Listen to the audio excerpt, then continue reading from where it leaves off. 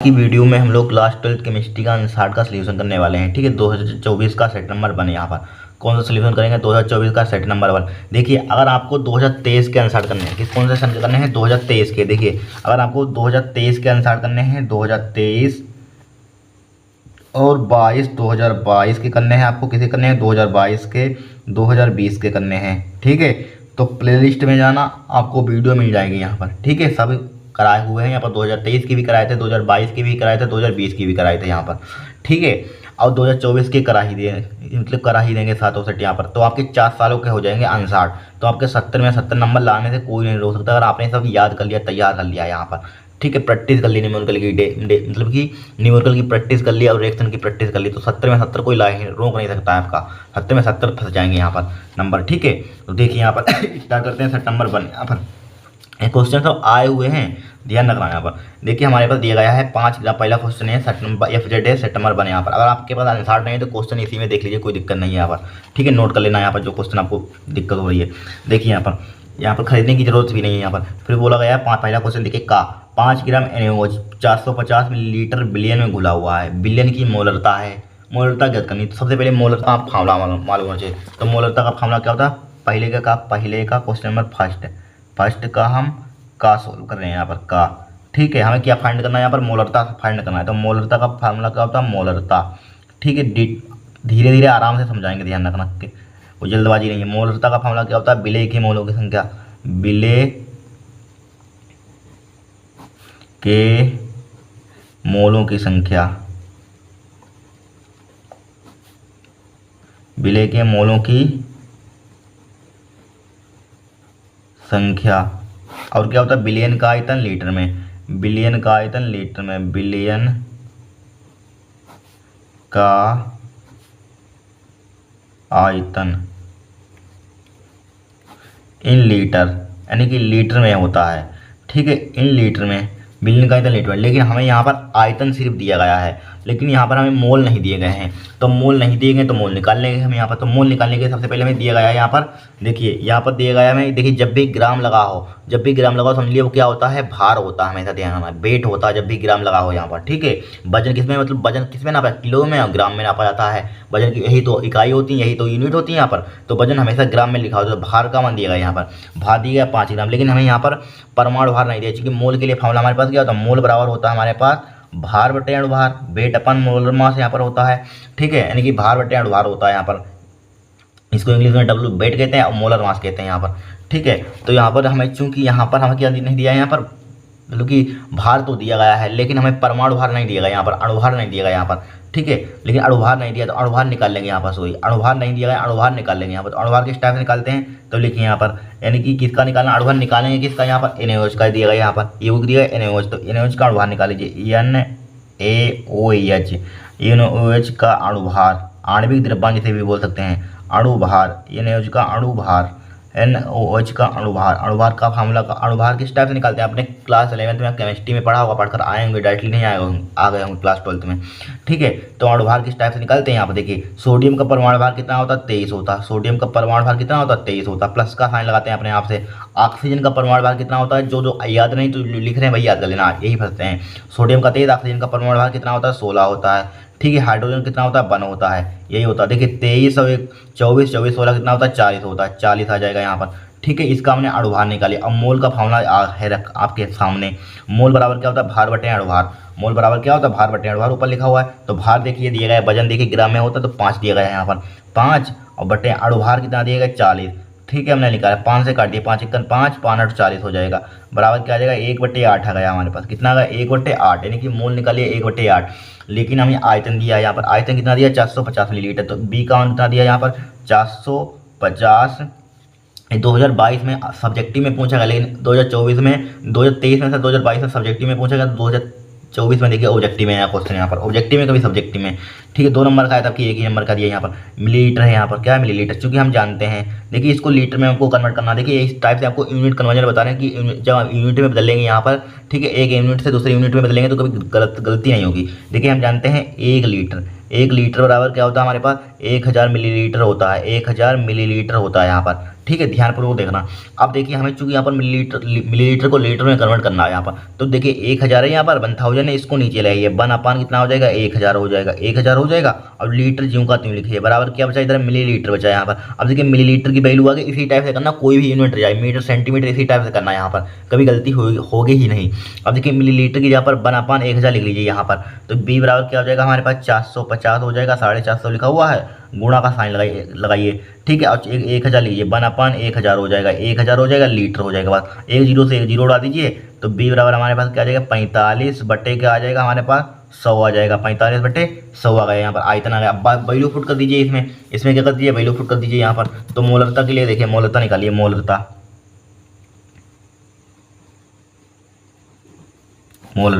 तो विलेय के मोलों की संख्या, विलेय के मोलों की संख्या कितनी निकाली मैंने 1/8 निकाली। इसमें फॉर्मूला विलेय के मोलों की संख्या 1/8, तो 1/8 लिख लीजिए यहाँ पर, 1/8 लिख लिया, डिवाइडेड बाई, फिर क्या होता है हमारे पास विलेय की मोलों की संख्या हो गया। फिर क्या होता है बिलियन का आयतन लीटर में, बिलियन का आयतन क्या होता है इन लीटर में होता है। तो बिलियन का आयतन कितना निकाला 45/100 निकाला, 45 बटे हमने 100 निकाला, 45/100 निकाला यहाँ पर, बराबर क्या हो जाएगा 1/8 को ज्यों का त्यों लिखा, 100 कहाँ पहुँच जाएगा ऊपर पहुँच जाएगा, 100 कहाँ पहुँच जाएगा ऊपर, और 45 कहाँ जाएगा नीचे आ जाएगा, बताया हुआ यहाँ पर, ठीक है। 45 कहाँ पहुँच जाएगा नीचे पहुँच जाएगा। अब काटिए इसको किससे काटें बताइए यहाँ पर, इसको आप काटिए यहाँ पर, देखिए 5 से काट देंगे, 5 ने 45 हो जाएगा यहाँ पर, ठीक है। अब 5 से इसको काट दीजिए यहाँ पर, 5 से इसको काट दीजिए, 5 दूनी 20 हो जाएगा यहाँ पर, ठीक है। अब 2 से काट दीजिए, 2 चक्कू 8 हो जाएगा यहाँ पर, 4 से काट दीजिए, 4 दूनी 8 हो जाएगा, 4 पंचे 20 हो जाएगा यहाँ पर, हो जाएगा 20, 4 पंचे 20, तो ऊपर क्या बचा 5, ऊपर क्या बचा हमारे पास 5 बचेगा, नीचे कितना बचेगा हमारे पास 9 दूनी 18 बचेगा यहाँ पर, 18 बचेगा यहाँ पर बचेगा। अब देखिए इसमें 18 से इसको भाग कर दीजिए यहाँ पर 5 में, देखिए 18 से इसको भाग करते हैं 5 में, देखिए 18 से इसको हम भाग करते हैं 5 में यहाँ पर, देखिए 5 लिखिए यहाँ पर, देखिए यहाँ पर जीरो बढ़ाया एक यहाँ पर जीरो बढ़ाया, यहाँ पर बढ़ा दिया, यहाँ पर एक जीरो बढ़ाएंगे, यहाँ पर जीरो बढ़ा दिया, यहाँ पर बढ़ा दिया। अब देखिए काटिए यहाँ पर, पॉइंट लगाइए यहाँ पर, ठीक है। अब देखिए 18 दूनी 36, 18 3 54, 18 दूनी 36 हो जाएगा यहाँ पर, 36 हो जाएगा नहीं हो जाएगा 36। अब देखिए यहाँ पर कितना बचेगा 10 में से 6 कितना बचेगा 4 बचेगा यहाँ पर, और यहाँ पर 5 4 में से 3 कितना बचेगा यहाँ पर, कितना बचेगा 1 बचेगा यहाँ पर, 14 बचेगा, 14 बचेगा नहीं, पॉइंट लगा हुआ जीरो बढ़ा दीजिए यहाँ पर। 18 पंचे 90, 18 छक्का 108, 18 सत्ते 126, 18 सत्ते 126 होता है यहाँ पर, 18 सत्ते 126। अब घटाइए 10 में से 6 कितना बचेगा 4 बचेगा यहाँ पर, अब यहाँ बचे 3 में से 2 कितना बचेगा 14 बचेगा यहाँ पर, 14 बचेगा, पुनः आगे बढ़ा लीजिए 4, फिर 7 आएगा यहाँ पर, 7 चलता रहेगा, तो 0.77 आएगा, 7 140 चलता ही रहेगा, 7 आएगा, तो 0.77 जब डाट बहुत बार 7 आएगा भाग करेंगे, तो इसको हम लिख सकते हैं 0.27, इस टाइप से भाग करेंगे, इस टाइप से आता रहेगा, कभी खत्म नहीं होगा यहाँ पर, तो इसी को लिख सकते हैं जब खत्म नहीं होता यहाँ पर 0.27, इससे एक बढ़ा देते हैं इसमें एक, तो 0.278 आ जाएगा मोल प्रति लीटर, एक क्या हो जाएगा आपका आंसर हो जाएगा। आपको डिटेल में देखिए समझा रहे हैं आपको, कभी भागो करके सब हम, ठीक है, जीरो लेवल से समझ रहा है, तो 0.278 आ जाएगा यहाँ पर। देखिए भाग भी करके दिखा दिया यहाँ पर, वैसे भाग क्लास 12 में पढ़ने भाग करने की हमें जरूरत नहीं है यहाँ पर, लेकिन आपको हम दिखा रहे हैं यहाँ पर, ठीक है। एक देखिए संकुल K3CO C2O4 का होल थ्राई में कोबाल्ट की ऑक्सीकरण संख्या, यहाँ पर क्या निकालिए कोबाल्ट की ऑक्सीकरण संख्या निकाल ली यहाँ पर, ठीक है। तो कोबाल्ट की ऑक्सीकरण संख्या निकालिए, संकुल दिया गया खा है यहाँ पर, क्या है खा में दिया गया है K3 और दिया गया है यहाँ पर K3CO C2O4 का होल थ्राई, ठीक है, इतना दिया गया है, यौगिक दिया गया है। तो सबसे पहले हमें पोटेशियम की वैलेंसी यहाँ पर लिख देते हैं, पोटेशियम की वैलेंसी कितनी होती है +1 होती है, ध्यान रखना, और C2O4 की वैलेंसी कितनी होती है, ध्यान रखना -2 होती है, बस इतना ध्यान रखना याद कर लेना। अब देखिए पोटेशियम की 1 होती है, तो 3 गुणा 1 लिख लेंगे, 3 गुणा 1 लिख लिया, प्लस का लगाइए, ऑक्सीकरण संख्या आप निकालना सीख चुके क्लास 11 में, ठीक है। एक इसका मान लीजिए x मान लेंगे यहाँ पर, ठीक है, प्लस का साइन लगाइए यहाँ पर, जिसकी निकालनी होती है उसको मान लेते हैं यहाँ पर। C2O4 की कितनी होती है -2, 3 गुणा कितना हो जाएगा -2 हो जाएगा यहाँ पर, हो जाएगा, बराबर क्या लगेगा, कुछ इस पर चार्टे नहीं है, जीरो लिख देंगे आप, जीरो लिख दिया, तो 3 1 3 हो जाएगा, प्लस का कितना हो जाएगा 1 हो जाएगा, माइनस का 3 दूनी 6 हो जाएगा, बराबर क्या हो जाएगा 0 हो जाएगा। 6 में से 3 कितना बचेगा 3 बचेगा, माइनस का 3 बराबर क्या हो जाएगा 0 हो जाएगा, तो 1 बराबर क्या आ जाएगा हमारे पास, 1 बराबर कितनी आ जाएगी प्लस की 3 ऑक्सीकरण संख्या आ जाएगी हमारे पास, प्लस की 3 ऑक्सीकरण संख्या आ जाएगी, प्लस की 3 ऑक्सीकरण संख्या दी गई कहीं, दी गई यहाँ पर, देखिए दी गई यहाँ पर। ऐसा संक्रमण तत्व जिसमें परिवर्तनीय ऑक्सीकरण अवस्थाएं नहीं पाई जाती हैं, जिसमें परिवर्तनीय ऑक्सीकरण अवस्था नहीं पाई जाती है बतानी यहाँ पर, तो कौन सा होता है, स्कैंडियम होता है, ब्रेडियम होता है, टिटेनियम होता है, क्रोमियम होता है। हमेशा ध्यान रखना, देख क्रोमियम में 2 से 3 बदलती रहती है, इसमें भी बदलती परिवर्तित होती रहती है, इसमें भी होती है, बट इसमें कभी नहीं होती है। स्कैंडियम में नहीं होती है। ऑप्शन नंबर क्या होगा? सी होगा यहाँ पर। क्या होगा? ऑप्शन नंबर सी होगा। ठीक है, फिर देखिए यौगिक जिसमें क्षारकीय प्रबल सबसे अधिक है, क्या है? सबसे अधिक लिखा हुआ है यहाँ पर, क्षारकीय प्रबल सबसे अधिक है यहाँ पर,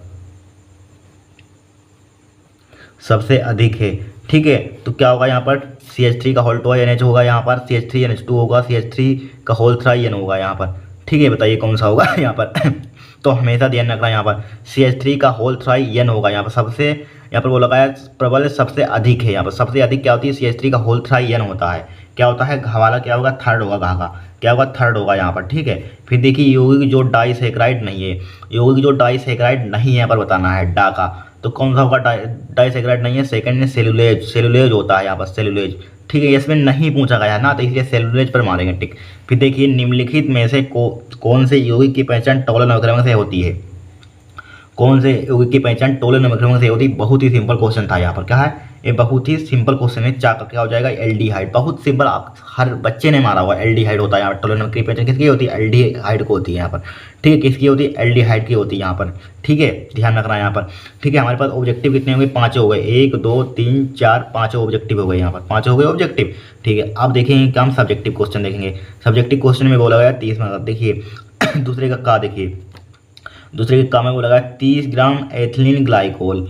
ठीक है, इसका फार्मूला भी दे दिया इन्होंने। C2H6O2 को 450 ग्राम जल में मिलाया गया है। निम्नलिखित की गणना कीजिए। बिलियन के हिमांक में अवनमन, बिलियन का हिमांक देखिए निकालते हैं हम।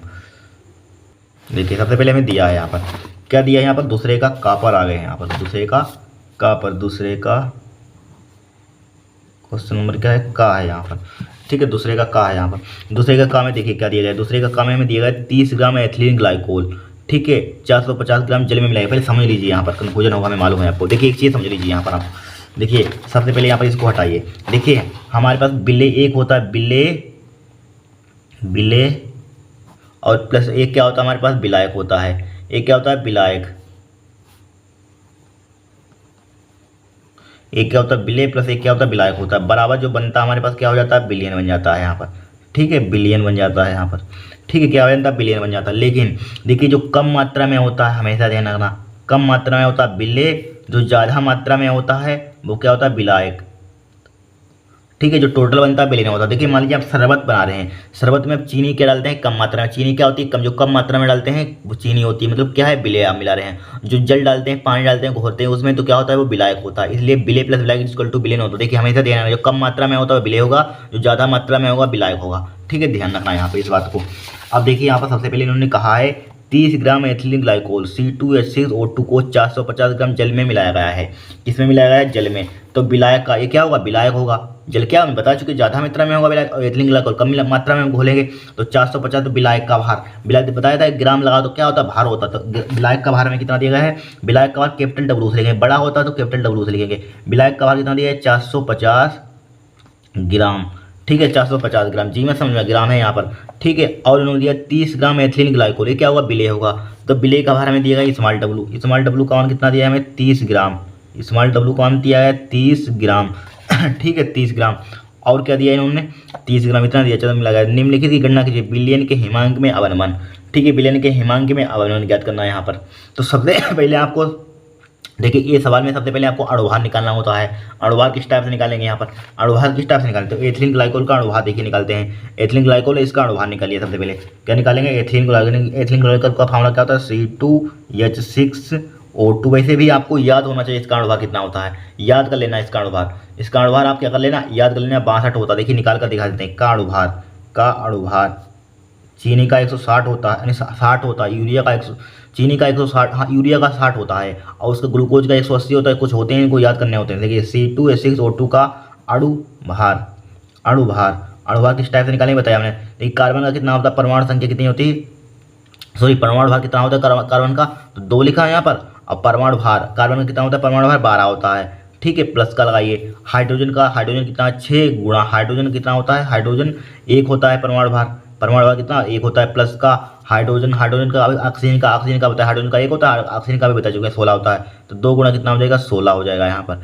ठीक है, 2 गुणा 16 हो जाएगा। ठीक है, अब 12 दूनी कितना हो जाएगा? 24 हो जाएगा। प्लस का 6 1 6 हो जाएगा, 16 दूनी कितना हो जाएगा 32 हो जाएगा। ठीक है 32 हो जाएगा। यहाँ पर देखिए 24 और 6 30, 30 और 32 कितना होता है 62, 62 आ जाएगा यहाँ पर। इसका अणुभार कितना आ गया 62, अणुभार को एम से रिप्रेजेंट करते हैं, 62 आ गया यहाँ पर। ठीक है इतना ही चाहिए हमें, यहाँ पर अणुभार भी निकाल लिया हमने। ठीक है लेकिन इसमें एक चीज़ इन्होंने देखते हैं बाद में। देखिए सबसे पहले हमें निकालना है फर्स्ट पार्ट में यहाँ पर हिमांक में अवनमन, बिलियन के हिमांक में अवनमन। फर्स्ट पार्ट देखिए, फर्स्ट पार्ट में बिलियन के हिमांक में अवनमन। तो देखिए बिलियन के हिमांक में अवनमन, बिलियन के हिमांक, बिलियन के हिमांक में अवनमन। बिलियन के हिमांक में अवनमन का फॉर्मूला क्या होता है? बिलियन के हिमांक में अवनमन हमेशा ध्यान किसे रिप्रेजेंट करते हैं? डेल्टा एफ, डेल्टा एफ से रिप्रेजेंट करते हैं। तो इसके लिए फॉर्मूला क्या होता है? इसके लिए क्या होता है? K F multiply small W multiply 1000 बटे क्या होता है? बटे क्या होता है? एम गुणे कैपिटल डब्लू, एम गुणा कैपिटल डब्लू। ध्यान रखना डेल्टा टी एफ का फॉर्मूला होता है, अगर के एफ वाला ध्यान रखना है। के एफ का फॉर्मूला, डेल्टा के एफ का फॉर्मूला क्या होता है? डेल्टा के एफ बराबर K F multiply small W multiply 1000 divide by M गुणे कैपिटल डब्लू होता है। यहाँ पर क्या होता है? एम गुणे कैपिटल डब्लू होता है। ठीक है क्या होता है? बिलियन के हिमांक में अवनमन होता है। तो डेल्टा टी एफ बराबर क्या हो जाएगा हमारे पास? डेल्टा टी एफ, के एफ का मान देखिए कोस्टेंट वैल्यू है, के एफ का मान कितना होता है? कोस्टेंट वैल्यू हमेशा ध्यान रखना है। एक क्या है? कोस्टेंट वैल्यू। यहाँ पर क्या है? यहाँ पर कोस्टेंट वैल्यू। के एफ का मान देखिए, के एफ का मान हमेशा ध्यान रखना, के एफ का मान वैसे दिया जाता है एग्जाम में यहाँ पर। ठीक है स्थिरांक है होता है के एफ। ठीक है हिमांक अवनमन स्थिरांक होता है, हिमांक अवनमन स्थिरांक। तो इसका मान दिया जाता है, बट इसमें दिया नहीं गया यहाँ पर। ठीक है इसमें नहीं दिया गया, बहुत से 2022 का क्वेश्चन आया था उसमें दिया गया था शायद यहाँ पर। ठीक है दिया होता वैसे, देखिए अभी दिखा रहे हैं आपको, दिया होता है ज़्यादातर मोस्टली। देखिए अरे छोड़िए दिया होता है, देखिए याद कर लेना आप, हम बता रहे हैं यहाँ पर 1.86 होता है। कितना होता है? 1.86 याद होना चाहिए। Kelvin kilo mole inverse. ठीक है याद होना चाहिए आपको। क्या होता है? 1.86 केल्विन मोल इनवर्स होता है। ठीक है तो के एफ का मान कितना? 1.86 से यहाँ पर मल्टीप्लाई स्मॉल डब्लू का मान कितना दिया यहाँ पर? 30 लिख लीजिए यहाँ पर। ठीक है गुणा 1000 डिवाइडेड बाई एम गुणा कैपिटल डब्लू, एम गुणा कैपिटल डब्लू होता है। एम का मान कितना दिया? 62 गुणा कैपिटल डब्लू का मान कितना दिया है? कैपिटल डब्लू का मान दिया है हमें 450, कैपिटल डब्लू का मान कितना दिया है? 450 यहाँ पर। ठीक है 450 लिख लिया, 450 लिख लिया यहाँ पर। ठीक है अब देखिए डेल्टा टी एफ बराबर, इसको काटिए यहाँ पर। देखिए इस पॉइंट को हम हटा रहे हैं, यहाँ पर हटा रहे हैं तो यहाँ पर 2 जीरो बढ़ा दीजिए तो 100 से मल्टीप्लाई हो जाएगी।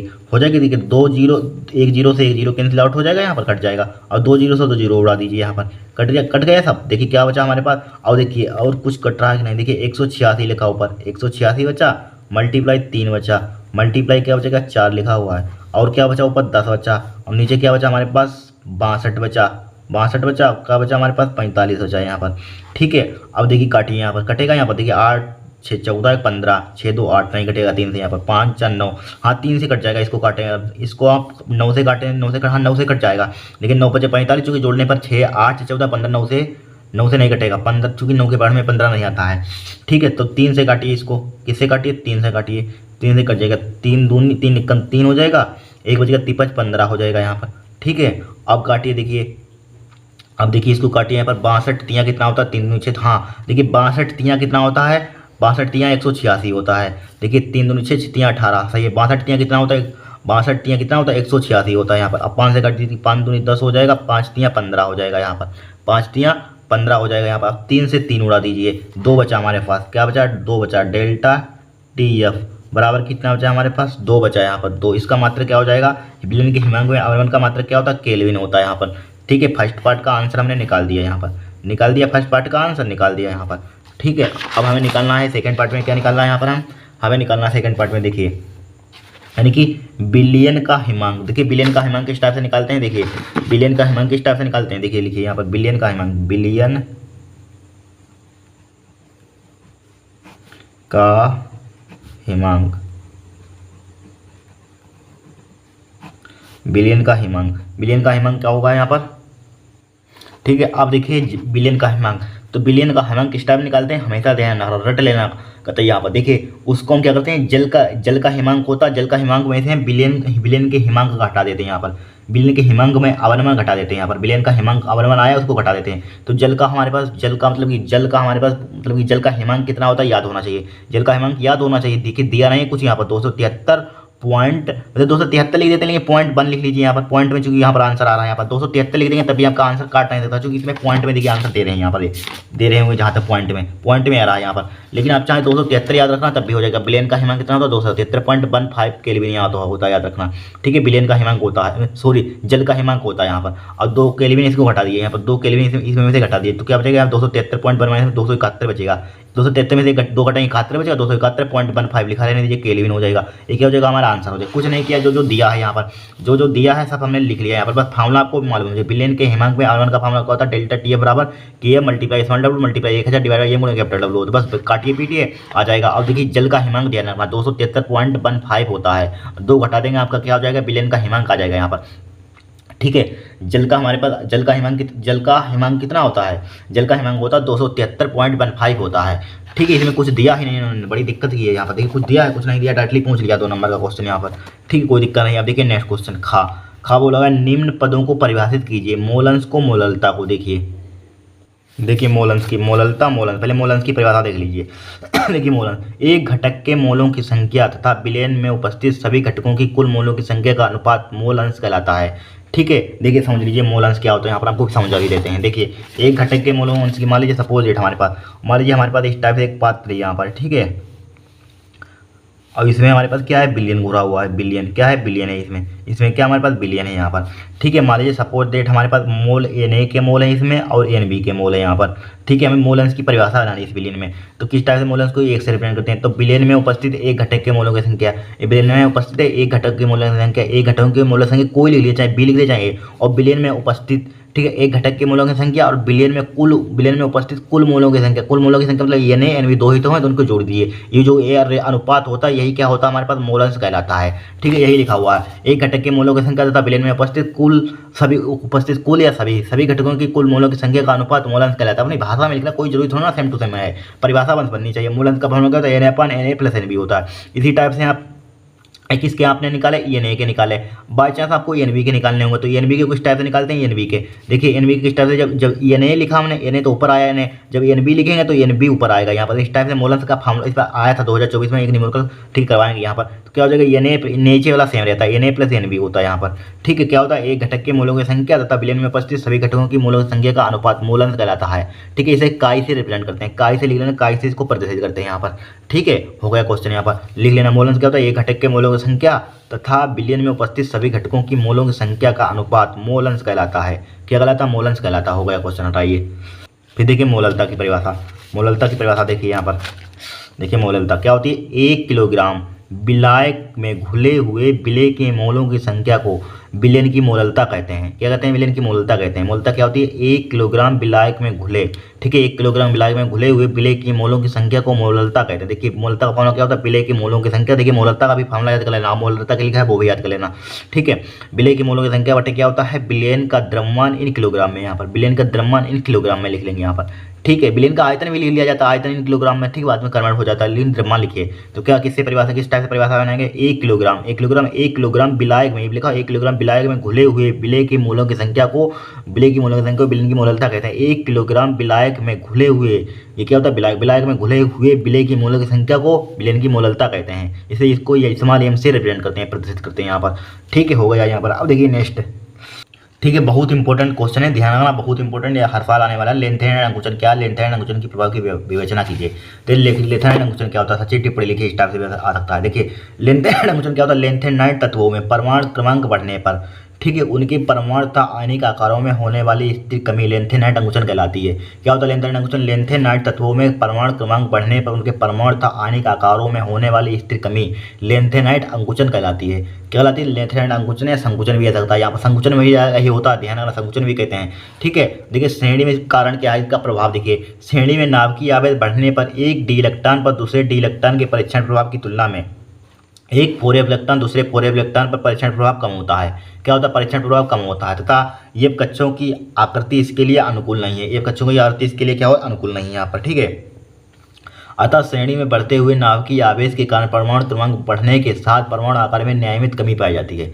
परमाणु क्रमांक में क्या, परमाणु आकार में क्या पाई जाती है, नियमित कमी पाई जाती है। ठीक है, लेंथेनाइड अंकुचन तो बहुत सिंपल, लेंथेनाइड के तत्व में परमाणु क्रमांक बढ़ने पर उनके परमाणु स्थानिक आकार में होने वाली जो स्थिर कमी होती है, ठीक है भाई, क्या कहलाती है, लेंथेनाइड कहलाती है, लेंथेनाइड अंकुचन कहलाती है। ठीक है, अब देखिए इसका कारण देखिए, श्रेणी में नाभिकीय आवेश, देखिए श्रेणी में जब नाभिकीय आवेश बढ़ने पर एक डी इलेक्ट्रॉन दूसरे डी इलेक्ट्रॉन के परीक्षण प्रभाव की तुलना में क्या एक 4f इलेक्ट्रॉन दूसरे 4f इलेक्ट्रॉन पर परीक्षण प्रभाव कम होता है। ठीक है, तथा ये कक्षुओं की आकृति इसके लिए अनुकूल नहीं है। अतः श्रेणी में बढ़ते हुए नाभिकीय आवेश के कारण परमाणु क्रमांक के साथ परमाणु आकार में नियमित कमी पाई जाती है। परमाणु आकार में क्या पाई जाती है, नियमित कमी पाई जाती है। लिख लीजिए यहाँ पर, स्क्रीनशॉट ले लीजिए इसका।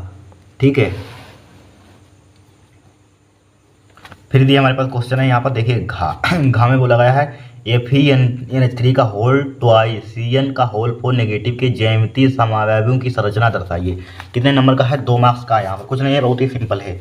क्या है, बहुत ही सिंपल है। यहाँ पर संरचना बनाना बहुत ही सिंपल होता है। यहाँ देखिए हमारे पास क्या है, घा है यहाँ पर, गा का घा यहाँ पर, सही है, घा।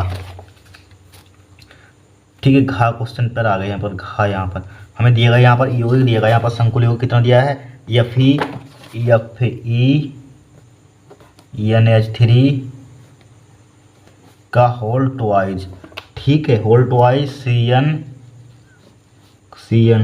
Cn का होल 4 दिया नहीं है, सिर्फ ओनली Cn है, Cn4 है यहाँ पर, क्या है, Cn4 है यहाँ पर। लेकिन यहाँ पर बट रुक जाइए, Cn का होल 4 होगा यहाँ पर। Cn क्यों होगा यहाँ पर, Cn का मतलब क्या, Cn लिखा हुआ, Cn एक साथ होता है यहाँ पर साइन, बट यहाँ पर होल लिखा हुआ, Cn का होल 4 होगा इसमें।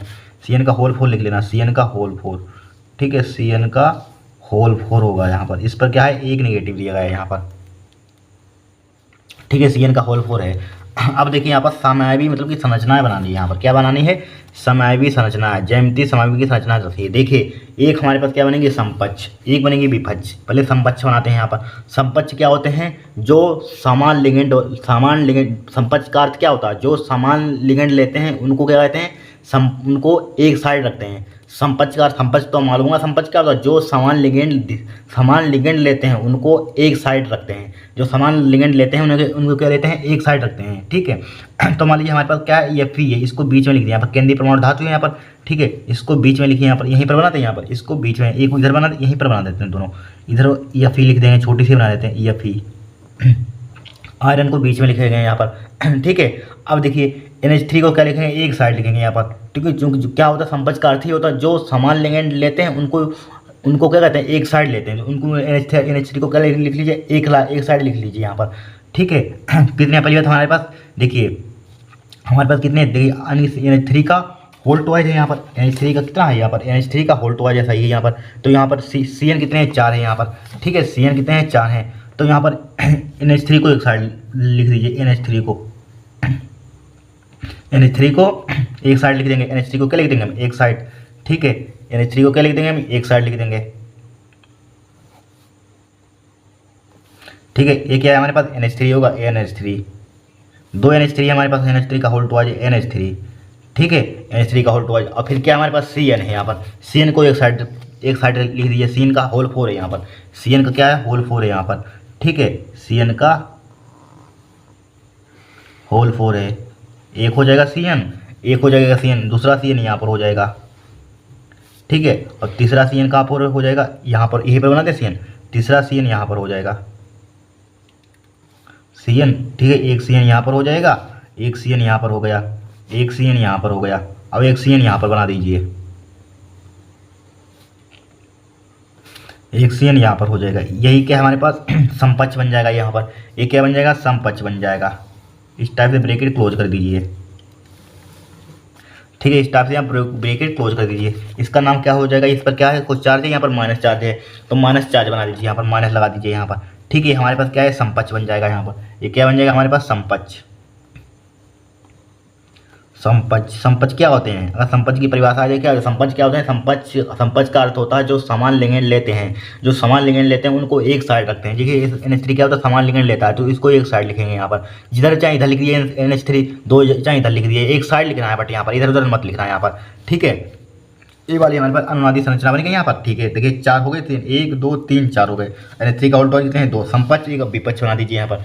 विपक्ष क्या होते हैं, विपक्ष क्या होता है, समान लिंगन एक दूसरे के 180 डिग्री पर होते हैं, 180 डिग्री पर होते हैं, यहाँ पर विपक्ष लिंगन कहलाते हैं। तो एफ ई यहाँ पर बना दीजिए, एफ ई छोटा सा बना दें यहाँ पर, एफ ई रखिए यहाँ पर, एफ ई लिखा है यहाँ पर, ठीक है। अब देखिए हमेशा ध्यान रखना, पहली बात 5 कितने हैं हमारे पास 4, भाई 4 CN है और 2 NH3 है, ठीक है। तो यहाँ पर 4 CN 2 NH3 बना दीजिए। देखिए पहले यहाँ पर एक बनाइए लाइन,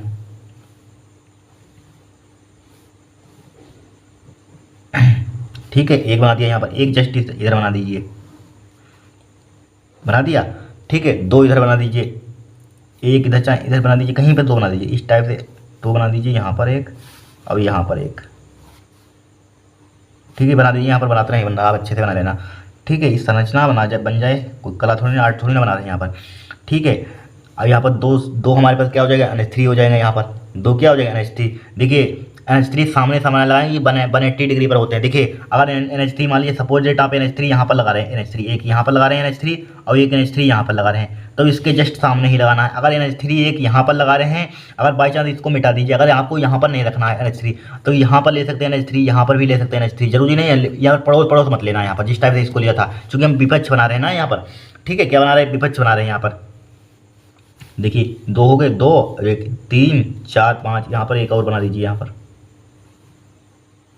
ठीक है। 4 CN हो जाएगा, 1 2 3 सही है यहाँ पर। अब देखिए NH3 यहाँ पर, अब बचे 2 4 CN है यहाँ पर, अब 4 CN लगा दीजिए, एक CN, दूसरा CN, तीसरा CN, ठीक है, चौथा CN।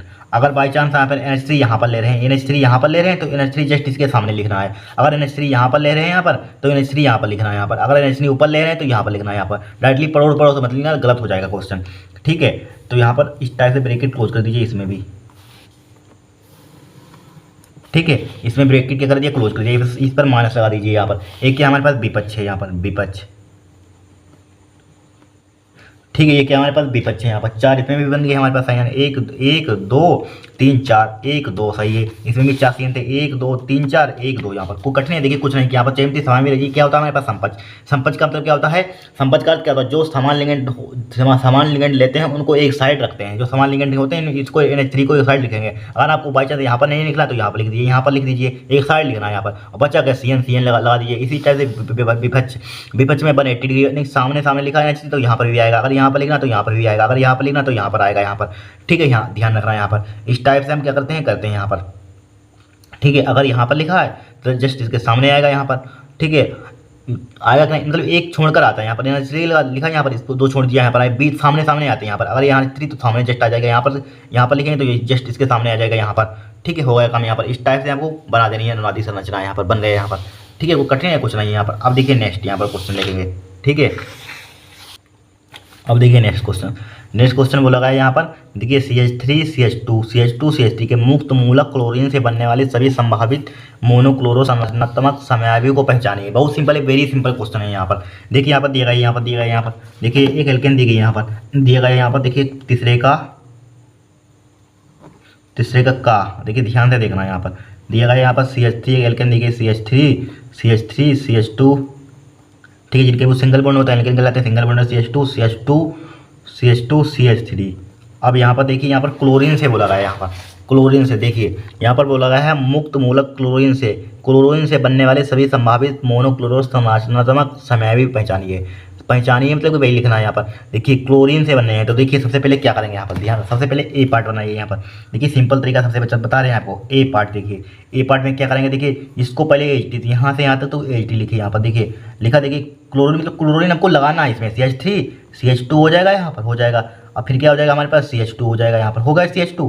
फिर देखिए इसमें से एक H निकाल लीजिए, एक H निकाल लेंगे यहाँ पर, क्या निकालें, एक H निकाले तो क्या बचेगा CH2, इसमें एक क्लोरीन लगा देंगे यहाँ पर। एक H निकाल कर तभी तो क्लोरीन लगा सकते हैं, नहीं लगा सकते हैं। देखिए इसमें एक H निकाल लिया, उसको हटा दीजिए, गायब कर दीजिए, भूल के यहाँ पर बचा क्या CH2, बचा एक, गायब किया H तो एक Cl लगा देंगे यहाँ पर, हो गया, ठीक है। फिर दूसरा पार्ट देखिए, देखिए इसमें कार्बन कितने हैं यहाँ पर, 1 2 3 4, यहाँ पर 4 तरीके से बनेंगे यहाँ पर। देखिए क्या बनेंगे, 4 प्रकार के हाइड्रोजन हैं यहाँ पर, 1 2 3 4, यहाँ पर 4 प्रकार के हाइड्रोजन 4 प्रकार के बना दीजिए यहाँ पर, ठीक है। अब देखिए यहाँ पर सही है। अब देखिए यहाँ पर इसको लिखिए CH3 CH2 लिखा यहाँ पर, लिखा CH2।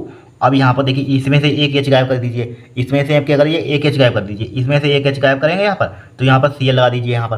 कहाँ पर लगा देंगे, यहाँ पर एक Cl लगा देंगे, यहाँ पर क्या कर देंगे हम, Cl लगा देंगे, उसको जीवकात्मक लिखेंगे यहाँ पर, उसको क्या लिखेंगे, जीवकात्मक। ये बन गया हमारे पास पहला। अब इसी में करेंगे, अब इसमें करेंगे, एक एच यहाँ से निकाल दीजिए यहाँ पर, तो यहाँ पर क्या बचा, CH बचा, Cl लगा देंगे, बाकी सब एच। अब बी सी नंबर देखिए, सी नंबर देखिए, Cl नंबर, यही तो संरचना मसूर है। अब देखिए इसमें से निकाल दीजिए यहाँ पर एच, इसमें से एक एच निकाल दीजिए, किसमें से निकाल देंगे, इसमें से निकाल देंगे। देखिए CH3 CH, इसमें से एच निकाल दिया, एक Cl लगा दीजिए यहाँ पर, लगा दिया, और बाकी सब Ht लिख दीजिए, CH2 CH3 लिख दीजिए, CH2 CH3 लिख दिया यहाँ पर, लिख दिया CH2 CH3, बस हो गया। अब देखिए डी पार्ट में बना दीजिए यहाँ पर, देखिए इसमें बना दीजिए, इसमें एक एच निकाल दीजिए, इसमें क्या कर दीजिए, एक एच इसमें निकाल दीजिए यहाँ पर। देखिए इसमें क्या करते हैं, एच इसमें निकाल देंगे, तो CH2 हो जाएगा यहाँ पर, इसमें Cl लगा देंगे यहाँ पर, Cl लगा दिया, बाकी सब Ht नोट डाउन कर दिए, इसको नोट कर दीजिए यहाँ पर। तो क्या हो जाएगा यहाँ पर, CH2 हो जाएगा यहाँ पर, CH2 हो जाएगा, ठीक है, CH2 हो जाएगा यहाँ पर, CH3 हो जाएगा यहाँ पर, यही बनेंगे आपके, ठीक है, यही बनाएंगे यहाँ पर मुक्त क्लोरीन से बनने वाले सभी संभावित मोनोक्लोरो संरचनात्मक समयाभी, ठीक है, यही बन गए यहाँ पर, 4 बन जाएंगे, 1 2 3 4। यहाँ पर कितना सिंपल है, आपको सिर्फ क्लोरीन, एक हाइड्रोजन निकालना, क्लोरीन लगाना है यहाँ पर, बस सिंपल भाषा से समझिए यहाँ पर, ठीक है, कोई ट्रिकी लैंग्वेज नहीं है, एक हाइड्रोजन निकालना, क्लोरीन लगाना है यहाँ पर, बस बन जाएगा। यहाँ से देखिए हाइड्रोजन निकाला, क्लोरीन लगा दिया, फिर इसको एक पार्ट बन गया, फिर इसमें देखिए यहाँ पर हाइड्रोजन निकाला, क्लोरीन लगा दिया, फिर सी पार्ट में, फिर यहाँ से हाइड्रोजन निकाला, यहाँ पर लगा दिया, फिर यहाँ से हाइड्रोजन निकाला, यहाँ पर लगा दिया, बस हो गया काम। इस टाइप से आपके संरचनात्मक समय भी बने। फिनाल अम्लीय गुण प्रदर्शित करता है, लेकिन एथेनॉल लगभग उदासीन होता है, कारण सही समझाइए। क्या समझना है यहाँ पर, कारण सही समझाना है यहाँ पर। देखिए सबसे पहले यहाँ पर फिनाल देखिए क्यों होता है, देखिए ध्रुवीय OH समूह की उपस्थिति तथा फिनॉक्साइड के अनुनाद स्थायी के कारण, ठीक है, अनुनाद स्थायी के कारण फिनाल शीघ्रता से एक प्रोटॉन मुक्त करता है।